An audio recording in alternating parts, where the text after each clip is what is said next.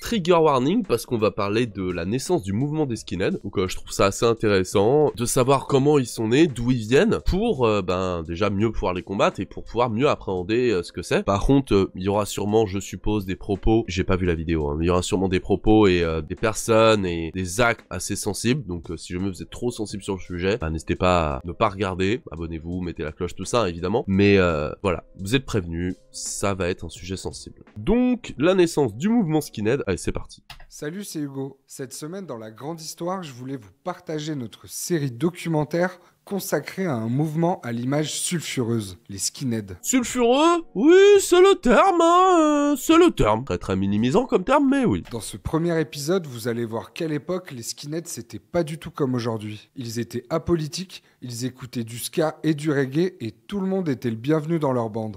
Les blancs, les noirs et les maghrébins. Mais ça, c'était avant. Pour comprendre comment ce mouvement a basculé, on a fait le choix d'aller interroger les plus extrêmes d'entre eux pour montrer qui ils sont réellement. C'est intéressant en vrai. Vraiment, ils me vendent un truc, là, j'ai envie de dire, attends, à la base, ils écoutaient du ska et du reggae, qu'ils écoutent du ska ou du punk ou des trucs comme ça, les skinheads au début, ça me surprend pas tant que ça, mais qu'ils accueillaient tout le monde à la base, comment ils sont devenus vraiment le mouvement raciste qu'on connaît aujourd'hui, je suis curieux. Parce que moi, comme beaucoup, j'imagine comme vous, la plupart, quand je pense skinhead, je pense à un fan du petit moustachu du 20e siècle, raciste, violent, etc. quoi. On va voir si ça a toujours été le cas, et si c'est pas le cas, comment ça se fait que c'est devenu ce que c'est. Quand j'ai commencé à voir tous les gens que j'avais frappés, tout ce mal que j'avais fait, ça m'a rendu extrêmement triste. Ça a été un long cheminement. J'avais cette haine qui venait vraiment me chercher, cette colère, ces pulsions, quoi. Peut-être que j'aurais pas eu toute cette haine, j'aurais pas voulu rechercher autant l'amour. Quand je pense à travers la violence, tout ce que j'ai fait, ou à travers mes idées, mais ouais, ça a été des flashs terribles. C'est pas facile de changer, tu sais. Mais je trouve ça grave intéressant qu'ils aient pris un ancien skinhead repenti qui s'est tourné vers Krishna, semble-t-il. Et force à lui, j'ai envie de dire, parce que moi je fais vraiment partie des gens qui se disent que tout le monde peut changer. Après, faut donner des preuves, faut que ça se fasse sur le temps long. Mais si le gars il est vraiment repenti et qu'il se rend compte qu'il a fait de la merde et que maintenant il ne cherche que l'amour et la paix, grand bien lui fasse. Je préfère un ancien skinhead qui devient comme ça plutôt qu'un mec qui reste dans ses positions de non, je suis comme ça et c'est tout quoi. Mais c'est intéressant de voir les choses de son point de vue. Franchement, ça a l'air passionnant la vidéo. C'est extrêmement difficile. Ce moment où j'ai senti le besoin de me repentir, c'est quand tout ce film de ma vie s'est déroulé à l'intérieur de moi. Mais moi, j'ai pas une démarche ni religieuse ni sectaire, donc je suis pas dans son truc. Mais il se repentit de quoi?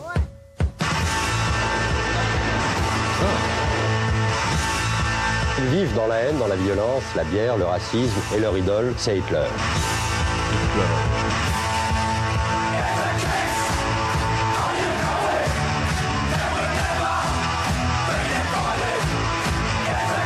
Bien sûr qu'on aime la violence. C'est pour nous sa moindre expression.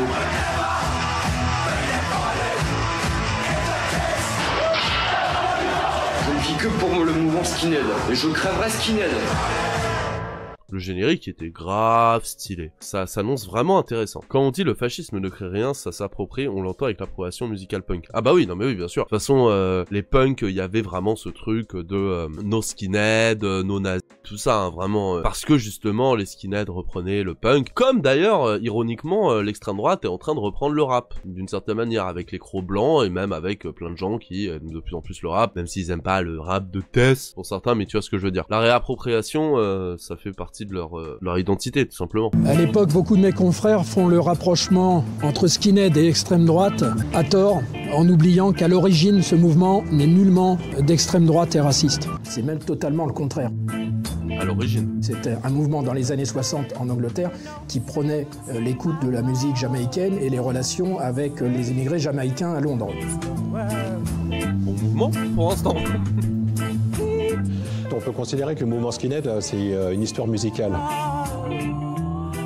Ce sont des jeunes prolos anglais qui vont emprunter aux Jamaïcains leur musique, leur style, une partie de leur style. Ah, c'était lui. Lui, c'est le mec qu'on est en train de voir, du coup, avec les rouflaquettes. Ce sont des jeunes prolos anglais qui vont emprunter aux Jamaïcains. C'est ça, c'est lui. C'est ça, c'est intéressant. Vraiment, ça a l'air tellement intéressant, le docu, là. Leur musique, leur style, une partie de leur style vestimentaire, et créer un style original dans la tradition anglaise. C'est black and white, en gros les pauvres noirs et les pauvres blancs, qui fréquentent les mêmes quartiers des grandes villes britanniques. Bah, pour l'instant, ça a l'air bien comme mouvement, pour l'instant. Je veux dire, les prolos qui s'entraident dans une lutte des classes contre la bourgeoisie et pour s'entraider, tout ça, ça fait vachement penser à ce qu'il y a pu avoir aussi en France, hein, dans les cités, peu importe ta couleur de peau, bah on est tous ensemble, tu vois. Il y a un délire, non, c'est intéressant. Cette culture skinhead, elle émerge comme ça.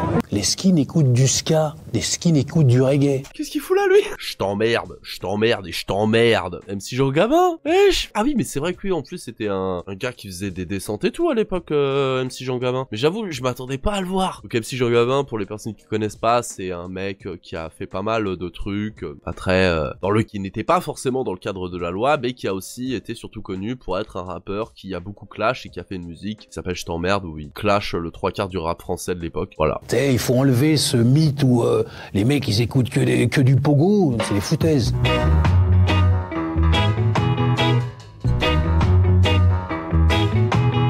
Les skins sont l'exemple même d'un mouvement métissé.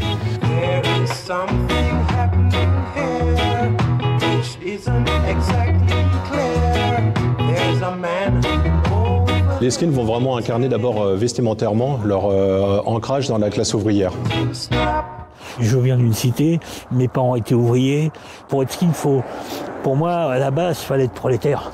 Au départ, c'était surtout porter des boots. Ah mais c'est vraiment... je comprends pourquoi ils se sont appropriés le mouvement punk, jamaïcain, tout ça, parce que c'est vraiment une espèce de, à la base, j'ai l'impression en tout cas, hein, de ce qu'ils disent, on est prolétaire, on est ouvrier, on est des classes inférieures de la société, on n'est pas écouté, on n'est pas considéré, et on va se rassembler ensemble autour de la musique et autour de nos revendications. En tout cas, j'ai l'impression que c'est comme ça qu'ils le vendent au début. Après, comment le côté raciste, fasciste, etc. va entrer dans le mouvement, va le gangréner tellement que maintenant, au bout d'un moment, ce sera plus que ça, je sais pas. Mais en tout cas, c'est vachement intéressant. En vrai, moi, je savais pas que ça venait des mouvements jamaïcains et tout. Les grosses chaussures qui étaient considérées comme des chaussures de chantier. Donc, ils vont outrer ce style prolétarien avec les chemises, le port des bretelles. Les cheveux courts étaient très portés dans la classe ouvrière en général pour des raisons d'hygiène ou de sécurité, pour les gens qui étaient soit dans les métiers de la restauration, soit travaillaient derrière des machines. C'était pas un élément qui était forcément choquant à l'époque. Ensuite, vous avez les années... Les Peaky Blinders de l'époque, ou... 70, le mouvement disparaît plus ou moins. Puis réapparaît dans le sillage du mouvement punk au début des années 80.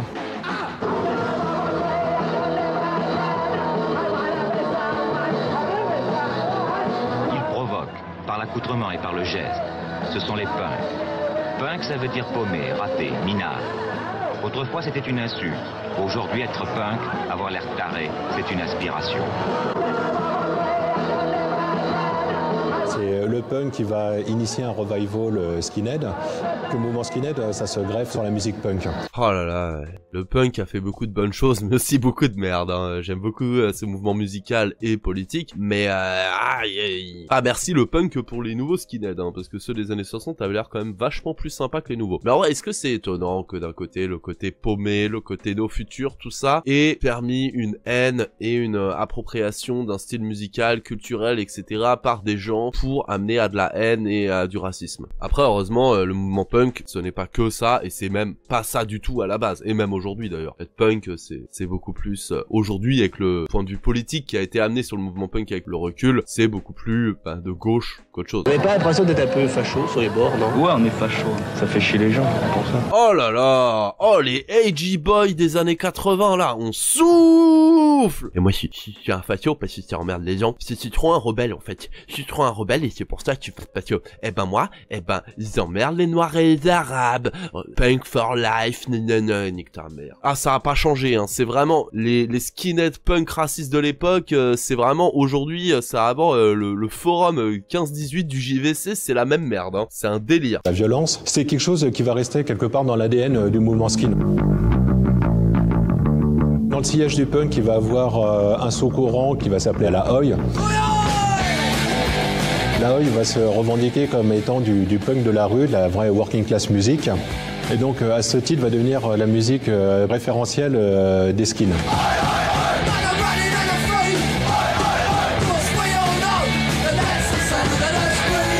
Ça avait l'air un délire la musique par contre, hein. Ça avait l'air vachement sympa les soirées. Bon, pas les soirées skin hein, évidemment, là moi je parle des soirées en règle générale. Mais intéressant en vrai, genre du mouvement punk, il y a eu la Oi qui était la version encore plus prolo et assumée prolo par des prolos pour des prolos. Ce qui a été beaucoup plus parlant pour les skins évidemment, vu que eux ils sont de la classe prolétaire, c'est ce qui faisait leur identité de base, même avant les années 80. Je me suis pris la vague punk en pleine face, ça m'a scotché. Et en fait la musique skin est encore plus forte que le punk. Je suis devenu skin après avoir été punk, tout simplement. C'est un peu l'étape supérieure du punk, c'est-à-dire à une époque où le punk fait moins peur. Ah ouais, d'accord, genre le punk choquait, du coup les gens allaient dedans parce que quand t'es jeune, quand t'es ado ou début adulte, tu veux choquer, tu veux te détacher de l'ancienne génération, montrer que t'es autre part, et puis en plus avec les années Thatcher, les années Reagan, tout ça, c'était assez compliqué pour beaucoup de gens, vraiment horrible, et il y a ce côté, du coup le punk choquait, donc on va aller dans le punk, mais comme au bout d'un moment, comme tout, on s'habitue, c'est moins choquant, ça a été récupéré par des gens qui font du punk mais beaucoup plus léger, etc. Du coup on va aller dans un truc encore plus radical, et quoi de plus radical que d'être un connard raciste d'extrême droite. Mais bon, on voit que c'est pas vraiment par une volonté politique, idéologique en fait pour beaucoup de ce que je vois là. Il y a un côté de des petits cons qui se font engrainer dans un mouvement plus grand qu'eux et juste pour choquer. C'est quand même triste d'en arriver là quoi. En France, les tout premiers skins sont apparus en 78. Au Hall.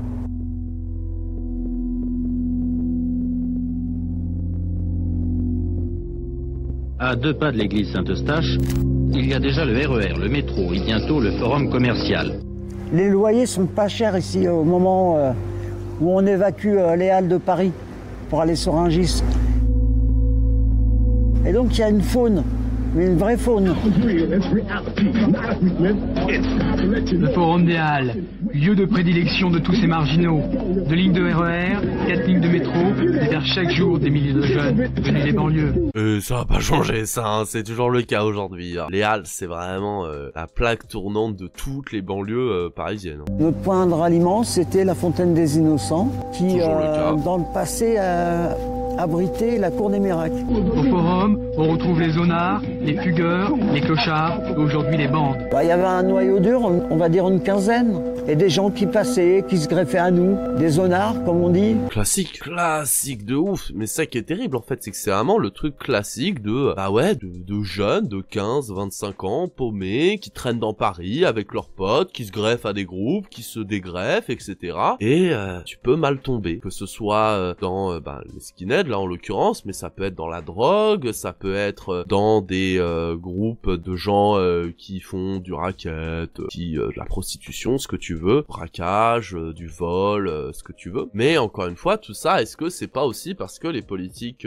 sociales ne sont pas à la hauteur? Si les gens, ils avaient ne serait-ce que l'impression et aussi des preuves que ça peut aller mieux dans leur vie, que ils sont pas oubliés de la société, qu'ils sont pas marginaux et mis à part, est-ce que beaucoup auraient pas eu juste leur petite période de rébellion et puis après ils font leur vie comme tout le monde, hein, voilà, tout simplement. Mais le fait que t'as en plus l'impression que parce que t'es prolo, parce que t'es noir, parce que t'es machin, parce que c'est ceci, ce que tu veux, tu ne seras pas accepté et tu n'as aucune vraie possibilité d'évolution dans ta vie, est-ce que ça te fait pas aller vers des méthodes plus radicales? Je suis en train d'excuser personne quand je dis ça, que ce soit les skinheads, les dealers, les Macs, ce que tu veux. Mais juste, c'est une partie d'explication, je pense. Une hirondelle tatouée, tu sais ce que ça veut dire. Une toile d'araignée, là, c'est pareil. C'est les skins, c'est leur truc, hein. Il faut bien comprendre que les skinheads, il n'y a pas que des blancs. Il y a beaucoup de Martiniquais, il y a beaucoup de Maghrébins, beaucoup. Dans la bande, il y avait un Asiatique, un Rebeu. On était dans un mouvement libre. pas de chef, une vraie bande. Donc on reste dans un peu les valeurs de base du début des skins, avec le côté tout le monde est le bienvenu, plus les valeurs ou contre-valeurs, en tout cas la culture punk qui s'est greffée à ça, avec le côté beaucoup plus fuck le monde, anarchiste, etc. Anarchiste avec des gros guillemets, mais tu vois l'idée, qui s'est greffé là-dessus, mais on reste sur quelque chose d'assez avec différentes couleurs de peau encore à l'époque. Mais ça a l'air d'être déjà un peu plus violent et un peu plus dur. Maman est juive polonaise et papa est kabyle. Moi j'ai une maîtresse d'école qui a demandé à ma mère de changer mon prénom. Au lieu de mettre Omar, de choisir en un week-end Philippe. Niquez-vous. Voilà, c'est pour ça que je l'ai tatoué dans le cou. Je me nomme Philippe Omar Amour et dans les années 80, je faisais partie d'une bande et on traînait au hall. Skin pour la musique, skin pour la provocation. Ce sont des gens qui aiment bien foutre la merde, provoquer, faire parler d'eux. Il fallait faire ses preuves. Il fallait pouvoir garder ses doigts au pied, il fallait pouvoir porter un, parce que ça faisait partie, ça se méritait. Et moi je trouve qu'on peut, là je parle pas sur le côté racisme etc bien sûr, mais je trouve que on peut voir des similitudes avec certains codes et certaines façons de penser et de voir les choses dans les quartiers, dans les cités, à partir des années 80 sûrement, je connais pas assez, mais en tout cas dans les années 2000 et tout, le côté faut faire ses preuves, le côté il y a un style qui soit vestimentaire, façon de parler, une idéologie si vous voulez, des valeurs fondamentales qui sont importantes, vous voyez, qui au final d'ailleurs est beaucoup plus ouvert que ce qu'on pense, un peu comme les skins là comme on vient de le voir, le côté, il y a aussi des noirs, il y a aussi des arabes, ce que tu veux, et pareil hein, dans les cités, il y a aussi des blancs, il y a aussi des asiatiques, il y a pas que des noirs et des arabes qui sont les wesh, tu vois ce que je veux dire, et on peut voir des similitudes, je trouve ça assez intéressant. Après la raison de pourquoi les gens font ce qu'ils font, que ce soit dans les quartiers ou les skins, faut aller pour un public, peu de chance d'évolution, de bien réussir sa vie et tout, des espoirs, tout ça hein, la saucisse. Je m'appelle Fabien, j'étais skin à Paris dans les années 80.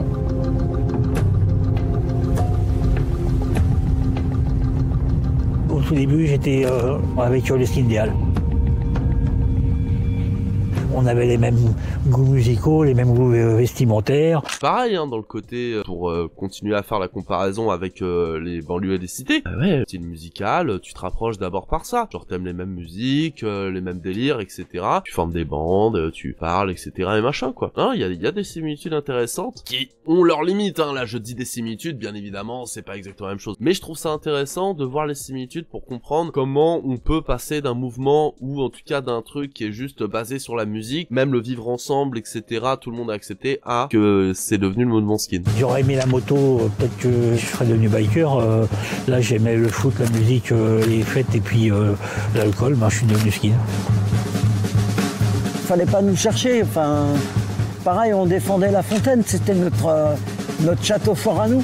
Et pareil pour les mecs de cité, c'est leur bloc, donc les gens ils vont le défendre, même si là c'est quand même différent parce que dans la cité, tout le monde sait à peu près quel coin, tout ça, mais il y a des similitudes. Quand il y avait un problème qui venait d'extérieur, on était tous ensemble, on faisait partie, voilà, c'est la famille, on touchait un des nôtres, on touchait tout le monde. Encore une fois, pareil pour les mecs de cité. On était des gamins, des sales gosses. Il y a tellement de similitudes, c'est terrible quoi. Voilà, en fait, au lieu de faire les bêtises à la maison, on les faisait dans la rue. On enquiquinait les gens. Ouais, comme beaucoup de mouvements de petits cons, quoi, tout simplement, comme beaucoup de petits cons. Après, comment tu passes de ça à être vraiment raciste? Ça, c'est intéressant, je trouve. Si vous vouliez une paire de docks, il y avait deux solutions. Vous alliez en Angleterre, ou alors vous la dépouillez. C'est le pauvre qui vole le riche. Ah, t'as des docks, tu fais du combien? Maintenant, tu vas les enlever. C'était skin?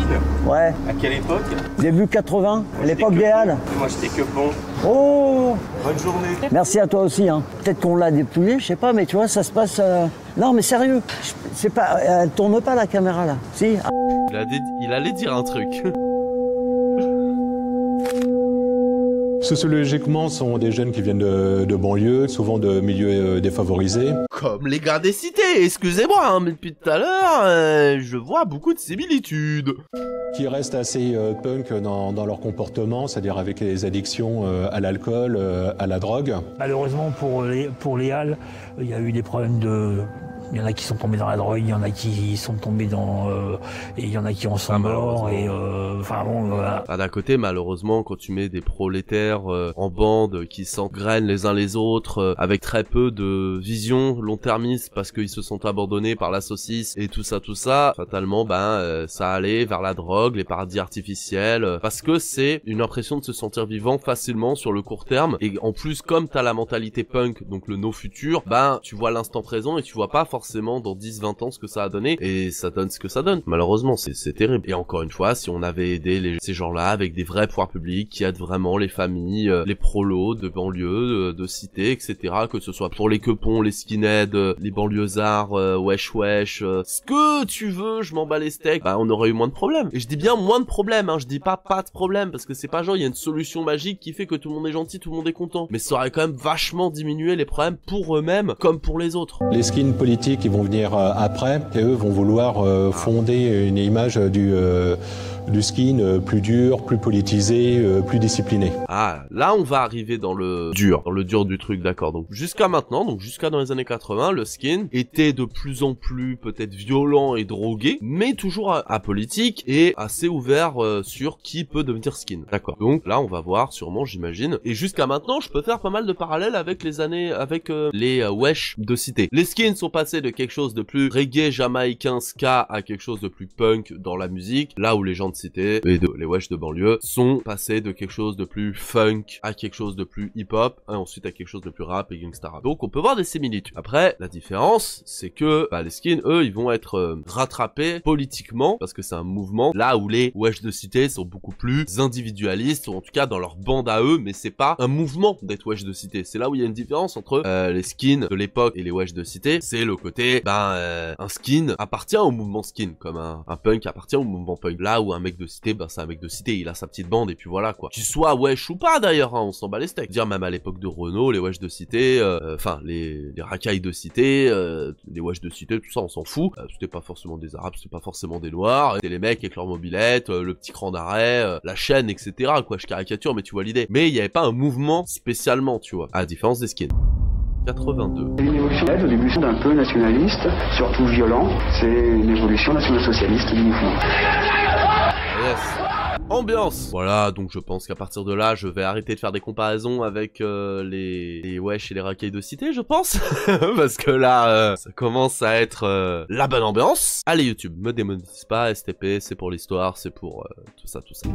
Le premier groupe politique, pour eux, le skin, ça va être le nazi skin. Et ça va se faire notamment par l'entregent de Serge Ayoub, qui va chercher à politiser le mouvement skinhead français. Serge Ayoub, j'ai photographié en 87. Il est tout mince, il est déterminé. Hein. C'est un fighter, hein, Serge Ayoub. Serge Ayoub, qui se fait connaître au début des années 80, est à l'époque avant tout un militant politique. Il n'était pas skinhead au sens musical et culturel du terme. Je pense qu'à l'époque, avec Serge Ayoub, on est dans un autre monde. Vous avez tapé souvent sur la gueule des gens? Ouais. Combien de personnes à peu près vous avez? Je sais pas, j'ai pas la mémoire des chiffres.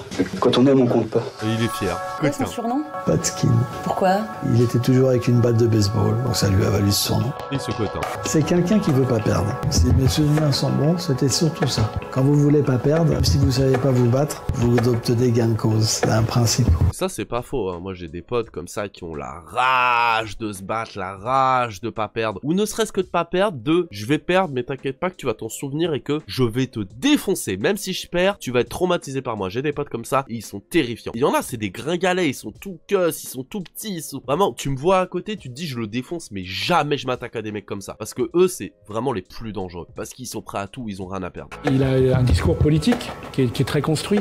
Alors, sur l'immigration, etc. Et quel est ce discours? Qu'il faut faire la loi, que... je sais pas, demandez-lui à lui aussi. Vous savez, ça, c'est des gens... il faut pas me demander à moi ce qu'ils pensent et ce qu'ils disent, vous voyez? Il a raison. Moi, j'ai mes règles. Hein. Je suis encore là, je suis encore en vie. Hein, ça fait 47 ans que je fais ça, donc... Voilà. Ah non, mais il a pas tort, le gars. Hein. Si jamais ça fait 47 ans qu'il réussit à photographier des skinheads, à faire ce qu'il fait, c'est peut-être parce que il a un minimum carré et qu'il a conscience il y a des choses à dire et à pas dire, et que ça peut lui retomber dessus. Ouais, les gens qui veulent pas perdre, c'est les plus hard, même quand ils sont pas impressionnants. Ah, mais de ouf, hein. Les gens qui ont une rage à l'intérieur d'eux et un truc en mode Kaizen, tu vois. Je me prénomme Serge. Je suis un Parisien issu de la ceinture rouge. C'est le Paris populaire. Et j'ai adhéré à une mouvance qui était skinhead. J'ai d'abord formé mes mecs sur Gambetta et après on s'est rapatrié sur Saint-Michel. Il y a un gourou. Il y a un gourou avec ses codes, ses valeurs, etc. Puis autour, il y a les membres du groupe, quoi. Mais ce que je trouve intéressant, c'est que là, de ce que j'ai compris, hein, vous me dites si j'ai tort, mais le mouvement skin à la base, c'est un mouvement musical, prolétaire, qui prône le vivre ensemble, qui a on s'en bat les steaks de ta couleur de peau, viens la poteau si t'as envie de venir. Ensuite, ça s'est un peu plus musclé, on va dire, dans les années 80, avec l'arrivée du mouvement punk, la réappropriation de certains codes du punk, du oi, etc. Et par des mecs comme Serge Ayoub et d'autres, on va infuser de la politique nationaliste d'extrême droite dans un mouvement pour le transformer de l'intérieur. Ça me rappelle pas mal, quand même, ce qui s'est passé dans les années 2010 avec le jeu vidéo, ou même la culture, la pop culture en règle générale. Ça a commencé avec le jeu vidéo, mais la pop culture en règle générale. Avec, oui, il y a trop de femmes, il y a trop de minorités, les LGBT ou pas. Un mouvement qui était juste un mouvement de petits cons sur internet, de petits cons un peu sexistes, un peu racistes, mais sans l'être vraiment, tu vois, c'est juste des petits cons. Là, je parle vraiment du JVC, des ultra geeks de l'époque et tout, qui, avec le temps, avec la perfusion des idées soraliennes en France, trumpistes aux États-Unis ou d'autres, hein, je connais pas tous les gars, mais Andrew Tate, le Raptor, tous ces gars-là, a transformé un truc qui était culturel de base en quelque chose de beaucoup plus politisé à l'extrême droite, nationaliste et anti-woke. C'est un peu ce qui s'est passé avec le mouvement skin en fait. C'est dingue en fait les rapprochements que tu peux faire à chaque fois avec on refait toujours les mêmes erreurs. L'être humain est con, c'est un délire. Mais c'est grave intéressant. Franchement c'est un poulet cette vidéo. Eh les gens, vraiment, en vrai de vrai, elle est pas trop cool. Franchement c'est super intéressant, le format est super bien. Bon, il y a... c'est en plusieurs parties mais au moins t'as... c'est cadré quoi, c'est cadré. Mais c'est vachement intéressant je trouve les rapprochements que tu peux faire voilà entre les mouvements skin et tout ce qui est encore une fois les wesh de cité dans les années 90-2000 etc. Et aussi les mouvements de fascisation sur internet. Je trouve ça assez intéressant de faire le rapprochement entre tout ça, même si évidemment il y a ses limites hein, que ce soit dans le mouvement skin et les cités wesh des années 90-2000 avec la politisation du mouvement skin qui était un mouvement là où les wesh sont pas un mouvement et ont pas été tant politisés que ça, etc., etc. Mais c'est vachement intéressant, ça montre pas mal le côté, les skins c'est pas ce qu'on pense à la base et c'est vraiment devenu le fascisme vraiment dans les années 80, mais en tout cas grave cool, vraiment grave cool. Tout va bien.